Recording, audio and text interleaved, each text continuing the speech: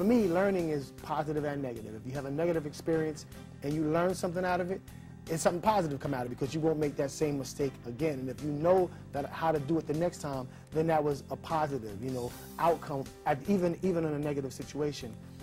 Are you familiar with a baron who had a negative story that turned that situation into a positive? Well, I think you'll see a lot of those types of stories where you have people who start out and those failures begin to mount. Of course, Colonel Sanders, the chicken baron. Right.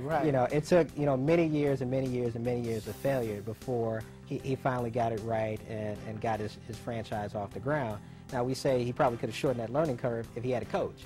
So at the same time, don't try to reinvent the wheel. And unfortunately, a lot of people try to reinvent the wheel and try to figure stuff out on their own when someone could help them along through that process.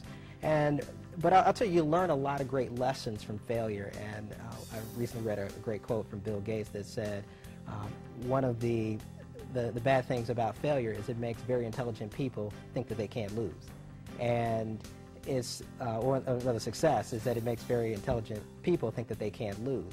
Well, a lot of the lessons that you learn when you fail are say, wow, I can do this differently and I can make it work, or I can find a new application for this product or that service. So you typically learn a lot more through your failures than you do through your successes. Right.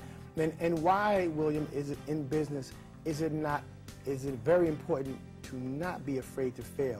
Because I've learned a lot of people are very reluctant or apprehensive to really go for what they want to, on their road to becoming a baron or just a comfortable business owner, because they're afraid of what they're not going to achieve or what can go wrong. Why is that so critical?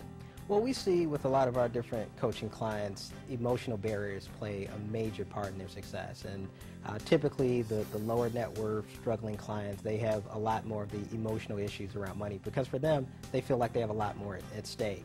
And one of the oil barons, J. Paul Getty, he said what he would always do when he started a deal, he would say, what's the worst thing that can happen? And he identified, what were the worst case scenarios and did everything in his power to make sure that they didn't happen. But once you look at the worst case scenario, you accept that, you can at least move forward and plan for it.